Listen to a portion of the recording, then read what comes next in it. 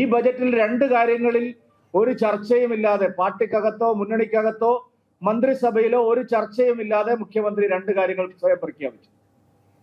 ഒന്ന് ഈ മദ്യനയത്തിന്റെ കാര്യത്തിലാണ്, മറ്റൊന്ന് മിനറൽസിന്റെ കാര്യത്തിലാണ്, കരിമണൽ ഖനനം പോലുള്ള കാര്യങ്ങളിൽ. ഇപ്പോഴാണ് ജനങ്ങൾക്കൊരു സംശയം, എന്തിനായിരുന്നു ഈ ദുരൂഹമായ മംഗലാപുരം യാത്രയും കർണാടകയിലേക്കുള്ള ഇടയ്ക്കിടയ്ക്കുള്ള യാത്രകളും? LDF ഗവൺമെന്റ് ഇഷ്ടം പോലെ ബാറുകൾ അനുവദിച്ചപ്പോൾ, ബാറുകളുടെ സമയം നീട്ടിക്കൊടുത്തപ്പോൾ ശക്തമായ വാചക കസരത്ത് നടത്തിയ അന്നത്തെ പ്രതിപക്ഷ നേതാവ് ഇത്രയും പ്രധാനപ്പെട്ട ഒരു വ്യതിയാനം, ചെറിയ കാര്യമല്ല ഇത്, വീര്യം കുറഞ്ഞ മദ്യത്തിന് ടാക്സ് കുറയ്ക്കുക എന്നുള്ള, അത് സുലഭമായി ലഭ്യമാക്കുക എന്നുള്ള വളരെ പ്രധാനപ്പെട്ട ഒരു നയവ്യതിയാനം വരുത്തുമ്പോൾ ഒരാളും അറിഞ്ഞില്ല എന്ന് പറഞ്ഞാൽ അതിൽ ദുരൂഹതയുണ്ട്. അഴിമതി ലക്ഷ്യം വെച്ചുകൊണ്ടാണ്. VD സതീശന്റെ പഴയ ട്രാക്ക് റെക്കോർഡ് നോക്കിയാൽ പുതിയ സർക്കാരിന്റെ മദ്യനയം വലിയ തോതിലുള്ള അഴിമതി ലക്ഷ്യം വെച്ചുകൊണ്ട് അതിവേഗത്തിൽ തീർപ്പാക്കിയ ഒരു നടപടിയാണ്. ദൂരവ്യാപകമായ സാമൂഹ്യ പ്രത്യാഘാതങ്ങൾ ഉണ്ടാക്കുന്ന ഒരു നടപടിയാണ് ഇത് എന്നുള്ളത് നിസ്സംശയം പറയാൻ സാധിക്കും. ഒന്നാമത്തെ കാര്യം, വീര്യം കുറഞ്ഞ മദ്യം വില കുറച്ച് സുലഭമായി നാട്ടിൽ കിട്ടുമ്പോൾ അതിന് വലിയൊരു സാമൂഹ്യ പ്രത്യാഘാതമുണ്ട്. കൗമാരപ്രായക്കാർ, സ്ത്രീകൾ, അങ്ങനെ പല ആളുകൾക്കും, പല വിഭാഗത്തിനും ഇപ്പോൾ തന്നെ കേരളത്തിൽ മദ്യവുമായി ബന്ധപ്പെട്ട വലിയ ചർച്ചകൾ നടന്നുകൊണ്ടിരിക്കും. കൂടുതൽ കൗമാരപ്രായക്കാരെയും സ്ത്രീകളെയും അടക്കം മദ്യാസക്തിയിലേക്ക് എത്തിക്കുക എന്നുള്ള വലിയൊരു സാമൂഹ്യ പ്രത്യാഘാതം ഈ ദുരൂഹമായ നടപടി വിളിച്ചു വരുത്തുന്നുണ്ട്. അതേസമയം ഗുരുതരമായ അഴിമതി ആരോപണങ്ങൾ ഇതുമായി ബന്ധപ്പെട്ട് ഉയർന്നു വരികയാണ്. മിസൈൽ വേഗത്തിലാണ് ഈ ഫയൽ മുഖ്യമന്ത്രി സത്യപ്രതിജ്ഞ ചെയ്ത ഉടനെ തീർപ്പാക്കിയത്. സത്യപ്രതിജ്ഞ ചെയ്ത് ഏതാനും ദിവസങ്ങൾക്കകം ഫയൽ മുഖ്യമന്ത്രിയുടെ മുമ്പിൽ വന്നു എന്നുള്ളതാണ്. ഒരു പ്രധാനപ്പെട്ട മദ്യ കമ്പനി അവരുടെ അപേക്ഷയുടെ ഫയൽ തീർപ്പാക്കാൻ ഒരു ചർച്ചയും ഉണ്ടായില്ല. മദ്യനയം പോലെ വിശദമായ ചർച്ച ആവശ്യമുള്ള ഒരു പ്രശ്നത്തിൽ മുഖ്യമന്ത്രി മാത്രം ഒറ്റയ്ക്ക്, മറ്റാരുമില്ലാതെ ഫയൽ തീർപ്പാക്കുന്നു. ബജറ്റിൽ പ്രഖ്യാപനങ്ങൾ വരുന്നു. ഇന്ദിരാ ഗ്യാരണ്ടിയിൽ മുഖ്യമന്ത്രി പറഞ്ഞത് പല കാര്യങ്ങളും ചർച്ച വേണമെന്നാണ്. കോളേജ് പെൺകുട്ടികൾക്ക് 1000 ഉറുപ്പ്യ കൊടുക്കുന്നതിനെ കുറിച്ച് പറഞ്ഞപ്പോൾ ചർച്ച വേണമെന്ന് പറഞ്ഞു. സ്ത്രീകൾക്ക് 1500 ഉറുപ്പ്യ മാസം കൊടുത്തുകൊണ്ടിരിക്കുന്നത് തുടരണോ വേണ്ടേ എന്നുള്ളതിനെ കുറിച്ച് ചർച്ച വേണമെന്ന് പറഞ്ഞു. 25 ലക്ഷം രൂപയുടെ ഇൻഷുറൻസ് സ്കീം നടപ്പാക്കുന്നതിനെ കുറിച്ച് വിശദമായ ചർച്ച വേണമെന്ന് പറഞ്ഞു. സ്ത്രീകളുടെ സൗജന്യ ബസ് യാത്ര 100 ദിവസം പരീക്ഷണാടിസ്ഥാനത്തിൽ നടപ്പാക്കി വിശദമായ ചർച്ചയോടെ അത് നടപ്പാക്കുമെന്നാണ് പറഞ്ഞത്.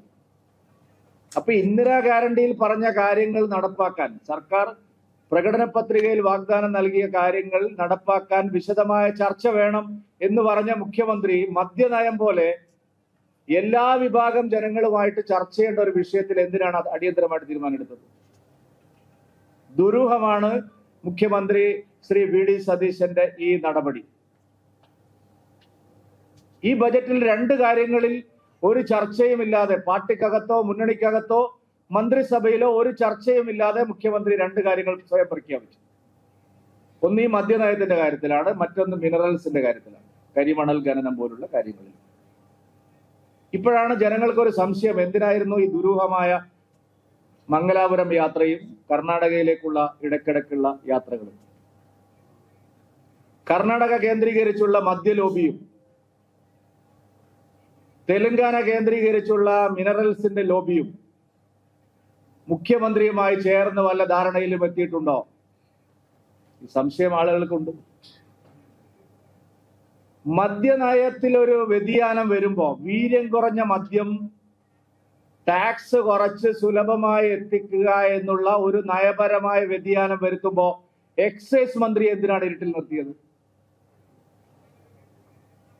KPCC പ്രസിഡന്റിനോടോ ആഭ്യന്തരമന്ത്രിയോടോ മന്ത്രിസഭയിലെ മറ്റ് നേതാക്കളോടോ ഹൈക്കമാൻഡിനോടോ ഒന്നും ചോദിച്ചില്ല. അവിടെ ഇരിക്കട്ടെ. മദ്യനയത്തിൽ അന്തിമമായി സംസാരിക്കേണ്ട, തീർപ്പ് പറയേണ്ട എക്സൈസ് മന്ത്രി അറിയാതെ എന്തിനാണ് മദ്യനയത്തിൽ മാറ്റം വരുത്തിയത്? എക്സൈസ് മന്ത്രി അറിഞ്ഞിരുന്നെങ്കിൽ എന്തെങ്കിലും തടസ്സം ഇതിനുണ്ടാവുമായിരുന്നു? എക്സൈസ് വകുപ്പിനെ, എക്സൈസ് മന്ത്രിയെ ഇരുട്ടിൽ നിർത്തി ഇങ്ങനെ ഒരു നയപരമായ തീരുമാനം, അതും ഒരു യൂട്ടേൺ ആണ്. LDF മദ്യം സുലഭമാക്കിയപ്പോൾ അതിനെതിരെ ശക്തമായ സമരം നടത്തിയ ആളാണ്, പ്രതിഷേധം പറഞ്ഞ ആളാണ് അന്നത്തെ പ്രതിപക്ഷ നേതാവ്, ഇന്നത്തെ മുഖ്യമന്ത്രി Shri V D Satheesan.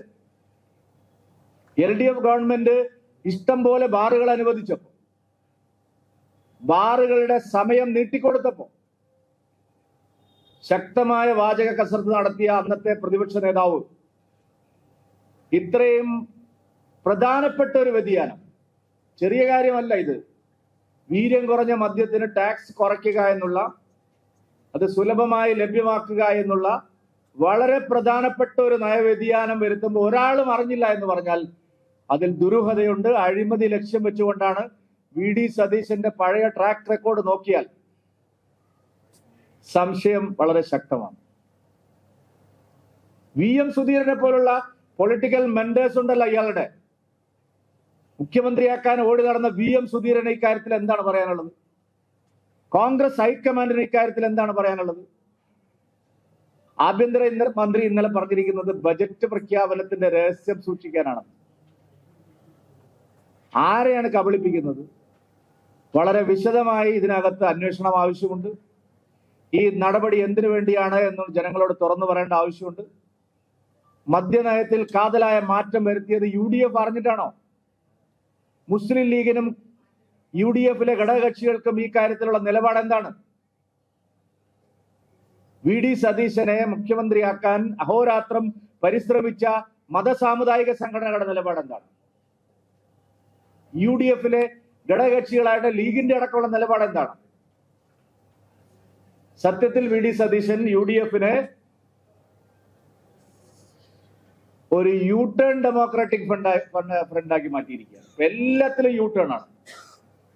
LDF ഗവൺമെന്റിനെതിരെ എന്തെല്ലാം കാര്യങ്ങൾ അവർ വിമർശിച്ചിട്ടുണ്ടോ അതിലെല്ലാം യുണൈറ്റഡ് ഡെമോക്രാറ്റിക് ഫ്രണ്ട് അല്ല, ഇപ്പൊ ഒരു യൂട്ടേൺ ഡെമോക്രാറ്റിക് ഫ്രണ്ടായി UDF മാറ്റിയിരിക്കുകയാണ് VD സതീശൻ. അഴിമതി ആരോപണം ഉയർന്നു വരുന്നുണ്ട്. കർണാടകയും തെലങ്കാനയുമായിട്ടുള്ള ദുരൂഹമായ ബന്ധങ്ങൾ ഇക്കാര്യത്തിൽ സംശയത്തിന്റെ നിഴലിലാണ്.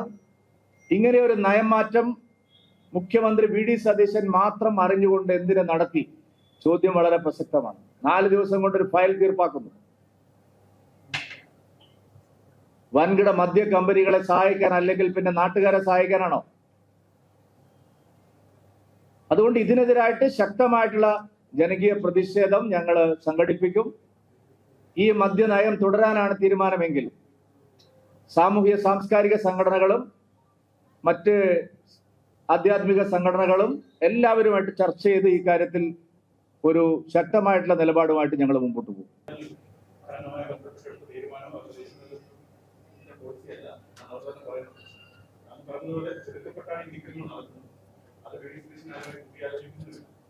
അതല്ല ഞാൻ പറഞ്ഞത്, ഈ 2 വിഷയങ്ങളിൽ വളരെ ധൃതി പിടിച്ച് മുഖ്യമന്ത്രി തീരുമാനമെടുക്കുകയും ബജറ്റിൽ പ്രഖ്യാപനം നടത്തുകയും ചെയ്യുകയാണ്.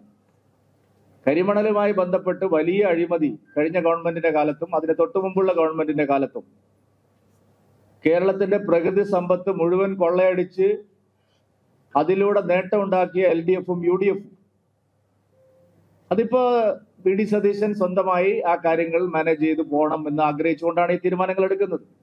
മദ്യനയത്തിന്റെ കാര്യത്തിലും അഴിമതി തന്നെയാണ് ലക്ഷ്യം. ഈ 2 വിഷയത്തിലും അഴിമതി ലക്ഷ്യം വെച്ചുകൊണ്ടാണ്, സാമ്പത്തിക നേട്ടം ലക്ഷ്യം വെച്ചുകൊണ്ടാണ് ദുരൂഹമായ നടപടികളിലൂടെ ഈ 2 വിഷയത്തിലും സർക്കാർ തീരുമാനമെടുത്തത്. എവിടെയും ചർച്ച നടന്നിട്ടില്ലെന്ന് കോൺഗ്രസ് ഹൈക്കമാൻഡ് പറയുമ്പോൾ അത് ഞങ്ങൾ പറഞ്ഞ കറക്റ്റ് അല്ലേ? വസ്തുതാപരമല്ലേ?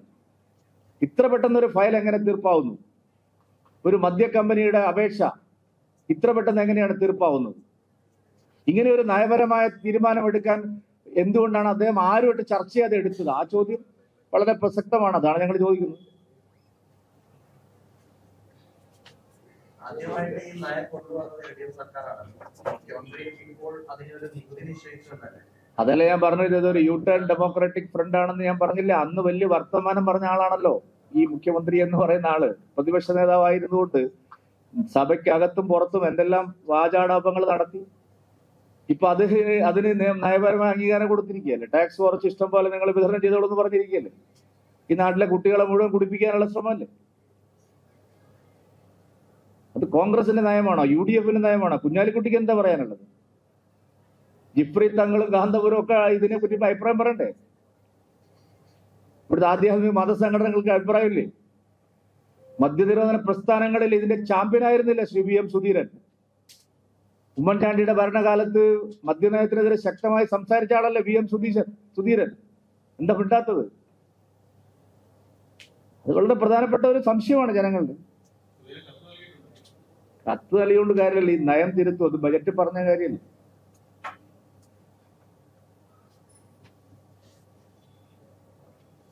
ഓക്കെ,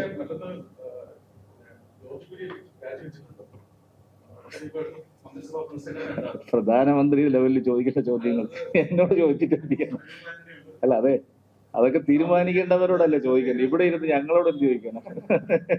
ഇവിടെ ഇരുന്ന് ഞങ്ങൾ എന്ത് പറയാൻ?